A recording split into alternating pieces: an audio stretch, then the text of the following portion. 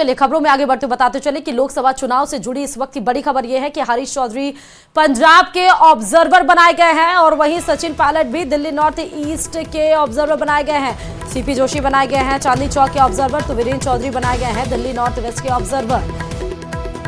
तो बता दें, सीपी जोशी चांदनी चौक के ऑब्जर्वर बनाए गए हैं, वीरेंद्र चौधरी बनाए गए हैं दिल्ली नॉर्थ वेस्ट के ऑब्जर्वर। ऑब्जर्वर के तौर पर जिम्मेदारियां संभाली दी गई हैं ऑल इंडिया कांग्रेस कमेटी की। ये आपको हम जो प्रेस रिलीज है वो भी एक तस्वीरों के माध्यम से दिखा रहे हैं। केसी वेणुगोपाल ने ये प्रेस रिलीज की है जिसमें तमाम जो कांग्रेस के नेता हैं, कांग्रेस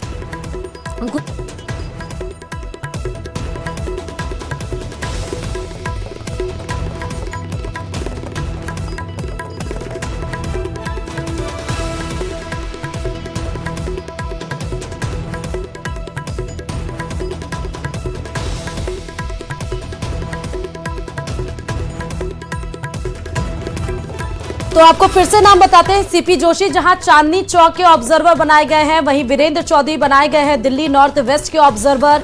आप ये देख सकते हैं, सचिन पायलट को दिल्ली नॉर्थ ईस्ट का ऑब्जर्वर बनाया गया है, हरीश चौधरी बनाए गए पंजाब के ऑब्जर्वर। आपको ये बता दें कि तीनों लोगों को बड़ी जिम्मेदारी दी गई है क्योंकि दिल्ली में जोर का झटका लगा है। आप और कांग्रेस के साथ गठबंधन है 3 सीटों पर जहां कांग्रेस लड़ रही है, तो वहीं ऑब्जर्वर के तौर पर राजस्थान के नेताओं को भी जिम्मेदारी संभाली गई है कि वहां पर जाके माहौल साधने की कोशिश की जाए और पक्ष में वोट की अपील की जाए। चलिए दक्षिण कश्मीर से खबर है जहां के कुलगाम में सुरक्षा बल और आतंकवादियों के बीच मुठभेड़ चल रही है। कुलगाम के रेडवानी इलाके में 2 आतंकियों के छिपे होने का दावा किया जा रहा है। सुरक्षा बल ने पूरे इलाके की घेराबंदी कर रखी है, सर्च ऑपरेशन लगातार जारी है। तो कश्मीर के कुलगाम की ये तस्वीरें आप देख सकते हैं। आतंकियों और सुरक्षा बलों के बीच मुठभेड़ जारी है, जहां आप पहले ही खबर आई थी कि काफिले पे हमला किया गया था जिसमें 1 हमारे जवान शहीद हो गए थे, 4 जवान घायल बताए जा रहे थे। उसके बाद ही सर्च अभियान लगातार जारी किया जा रहा है। इस बीच में ये तस्वीरें भी हैं क्योंकि आतंकियों के छिपे होने की खबर मिली है। वहीं जम्मू कश्मीर के पुंछ में 4 मई को वायुसेना के काफिले पर हुए आतंकी हमले के बाद सुरक्षा व्यवस्था कड़ी कर दी गई। पुंछ में नेशनल हाईवे पर बैरिकेडिंग कर गाड़ियों की तलाशी लगातार ली जा रही है। इससे पहले सोमवार को सेना ने 2 आतंकवादियों के स्केच जारी किए और जानकारी देने वाले को 20 लाख का इनाम देने का ऐलान किया। 4 मई को पुंछ जिले में भारतीय वायुसेना के वाहन पर हमला हुआ था जिसमें 5 जवान घायल हो गए थे, बाद में 1 जवान शहीद हो गए थे। उसके बाद लगातार बड़े पैमाने पर आतंकियों की धरपकड़ के लिए ऑपरेशन चल रहा है। तो ना सिर्फ कुलगाम बल्कि पुंछ की भी ये तस्वीरें आपको दिखा रहे हैं। और इस बीच पुंछ हमले पर नेशनल कॉन्फ्रेंस के नेता उमर अब्दुल्ला का विवादास्पद बयान भी सामने आ गया। उन्होंने दावा किया कि जम्मू कश्मीर में सुरक्षा के हालात ठीक नहीं है और भारत को पाकिस्तान से बातचीत करनी चाहिए। नेशनल कॉन्फ्रेंस की क़यादत हमारी पार्टी का हमेशा से ये मौक़िफ़ रहा है कि मसले जो हैं वो बातचीत के ज़रिए हल होंगे। हम बार बार ये कहते हैं कि और कोई नहीं तो कम से कम जिस साबका वज़ीर आज़म को इसी हुकूमत ने भारत रत्न से नवाजा, उनकी बात याद करिए। अटल बिहारी वाजपेयी साहब ने क्या कहा हम दोस्त बदल सकते हैं, पड़ोसी बदल नहीं सकते। पाकिस्तान हमारा पड़ोसी था, है और रहेगा। जहां तक बातचीत की अगर हम बात करें, उसके लिए माहौल तैयार करना होगा और ये दोनों मुल्कों की जिम्मेदारी है। चलिए बीकानेर से बड़ी खबर यह है कि छत्तीसगढ़ जमीन आवंटन घोटाले का यह पूरा मामला है जहां पर एक तहसीलदार नायब तहसीलदार को निलंबित कर दिया गया है। 6125 बीघा भूमि का फर्जी आवंटन किया गया था जिसमें बड़ा एक्शन लेते हुए एक तहसीलदार और नायब तहसीलदार को निलंबित किया गया। तहसीलदार कुलदीप कस्बा और नायब तहसीलदार राजेश शर्मा को निलंबित किया गया। राजस्व बोर्ड अजमेर ने इनको निलंबन किया है।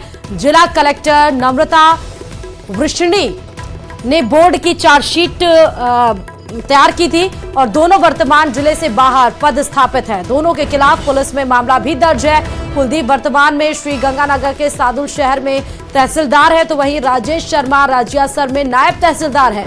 घोटाले के समय दोनों छत्तीसगढ़ में पदस्थापित थे। तो 6125 जमीन आवंटन का घपला किया गया है जिसमें नायब तहसीलदार और तहसीलदार को अब निलंबित कर दिया गया है। जिला कलेक्टर नम्रता वृषीण ने बोर्ड की जो पूरी चार्जशीट थी वो तैयार की है। दोनों अगर हम प्रेजेंट स्टेटस बताएं तो छतरगढ़ में पदस्थापित है।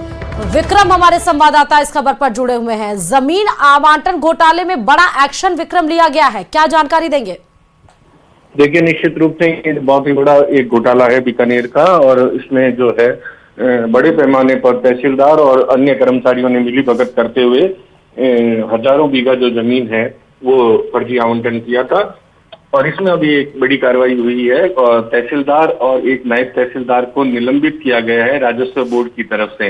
इसके अलावा मैं आपको बताऊं कि बीकानेर में जो इस दरमियान जो कर्मचारी पदाधिकारी थे उनके खिलाफ भी पुलिस में मामला किया गया है, और उसके साथ जिन लोगों को ये जमीन आवंटित की गई थी उनके खिलाफ भी मामला दर्ज किया गया है और पूरी जांच की जा रही है। और सीएस लेवल पर ये पूरी जांच चल रही है। और इसमें जो निवर्तमान कलेक्टर थे ठीक है, बहुत बहुत शुक्रिया विक्रम तमाम जानकारी देने के लिए खबर पर। और खबरों में आगे बढ़ते बताते चले कि फर्जी एनओसी से ऑर्गन ट्रांसप्लांट मामले में RUHS VC doctor Sudhir Bhandari की मुश्किलें अब बढ़ने वाली हैं। डॉक्टर भंडारी द्वारा इस्तीफा नहीं देने पर राज्य सरकार ने सख्त रूप अपनाते हुए उन्हें बर्खास्त करने का मन बना लिया है। चिकित्सा मंत्री गजेंद्र सिंह खींवसर ने कहा कि इस मामले में डॉक्टर सुधीर भंडारी के सभी कारनामों की जांच होगी। उन्होंने ये भी कहा कि डॉक्टर भंडारी के सभी मामलों को तथ्यों के साथ राज्यपाल के समक्ष पेश किया जाएगा और वीसी के पद से बर्खास्तगी की कार्रवाई अमल में लाई जाएगी। इससे पहले राज्य सरकार द्वारा डॉक्टर भंडारी को सोटो के चेयरमैन पद से भी हटा दिया गया था। वहीं एसएमएस के अधीक्षक डॉक्टर अचल शर्मा और प्रिंसिपल डॉक्टर राजीव बगरहट्टा का इस्तीफा भी स्वीकार कर लिया गया। चिकित्सा मंत्री गजेंद्र सिंह खींवसर ने कहा कि ऑर्गन ट्रांसप्लांट मामले की पूरी जांच होगी। अभी तक इस्तीफा नहीं दिया तो उनकी पूरी इंक्वायरी हो रही है। उनके जितने भी कारनामे, जो भी उनके कॉरेस्पॉन्डेंस और इनके जो वीडियो क्लिप्स को देखकर और सोटो के चेयरमैन से इनको हटा दिया है। ये कहते हैं मैं सोटो का चेयरमैन था ही नहीं। हमारे पास पूरे दस्तावेज है।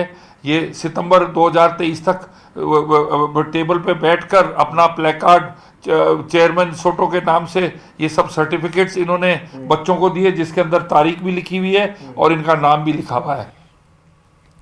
और चिलचिलाती गर्मी, पानी की कीमत कोई भी समझ सकता है, लेकिन इन दिनों पाली के लोग पानी की कमी के चलने से परेशान हैं।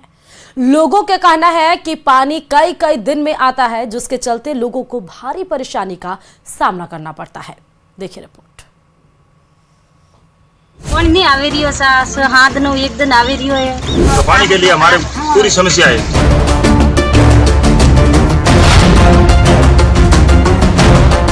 ये है पाली जिले का रोहट उपखंड, जहां पानी की किल्लत कितनी बड़ी है ये तस्वीरों से अंदाजा लगाया जा सकता है।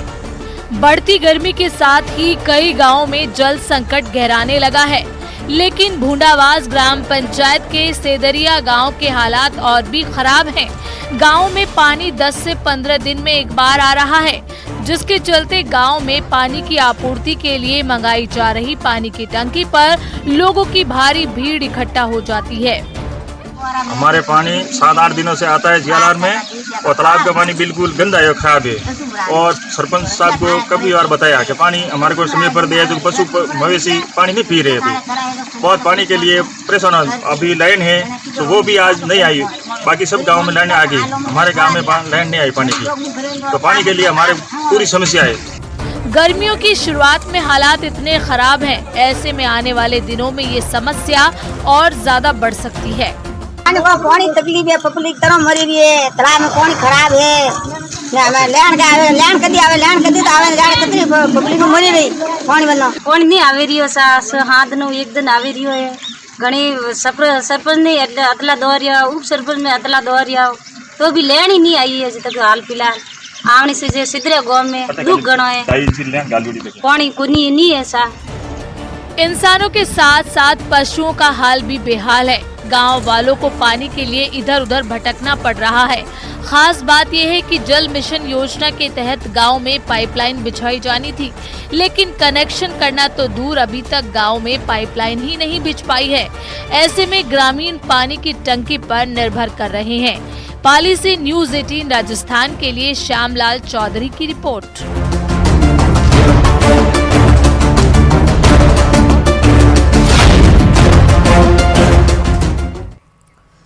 चलिए अब खबरों में आगे बढ़ते हुए भिलवाड़ा से आपको बात बताते चले, जहां भिलवाड़ा के मानरगढ़ पूर्व विधायक विवेक धाकड़ के आत्महत्या की गुत्थी अब और उलझती जा रही है।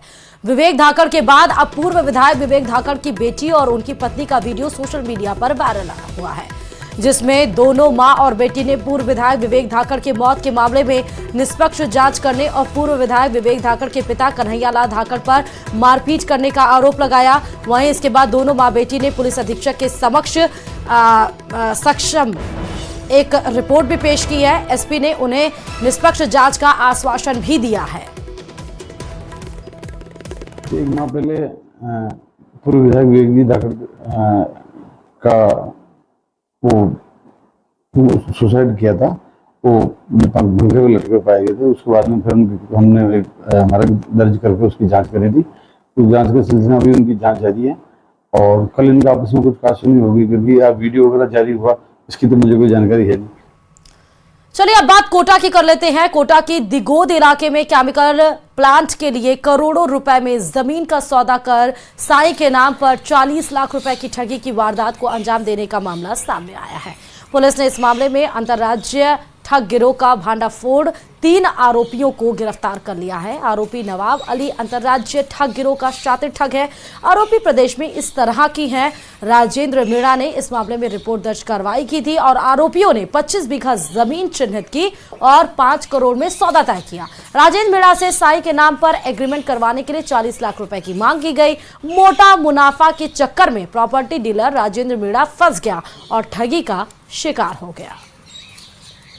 पूर्व दिगोद थाना एरिया में एक फर्जी कंपनी का लालच देकर लोगों से और उनको उनकी ज़मीन काफ़ी महंगी रेट पर ख़रीदने का और उसमें उनको बीच में कमीशन देने की बात को लेकर इस तरह का एक मुकदमा दर्ज हुआ था। यहाँ 2 लोकल जो सुल्तानपुर के रहने वाले हैं, गुरमीत और बेद सिंह, उनको संपर्क किया और उसमें राजेंद्र मीणा करके जो दिगोद निवासी हैं उनको कहा कि हम इनकी ज़मीन को खरीद लेंगे, तुम बीच में कमीशन तुम्हें मिल जाएगा। इसका लालच दिया और इससे करीब 30 लाख रुपया इन्होंने ले लिया। पूर्व दिगोद हाड़ौती में 40 लाख रुपए की ठगी की वारदात को अंजाम देने का एक नया ट्रेंड सामने आया। केमिकल प्लांट के नाम पर 5 करोड़ रुपए में एक जमीन का सौदा किया और साई के नाम पर 40 लाख रुपए की ठगी की वारदात को अंजाम देकर बदमाश मौके से फरार हो गए। हालांकि पुलिस ने आरोपियों को गिरफ्तार कर लिया, लेकिन 40 लाख रुपए की रिकवरी करना पुलिस के लिए भी एक बड़ी चुनौती बना हुआ है। आरोपी ने नाम बदल कर अपने साथियों के साथ मिलकर प्रदेश के कई और शहरों में भी इस तरह की ठगी की वारदात को अंजाम दिया। फिलहाल कोटा पुलिस पूरे मामले की जांच कर रही है। कोटा से न्यूज़ 18 राजस्थान के लिए ओम प्रकाश मारू।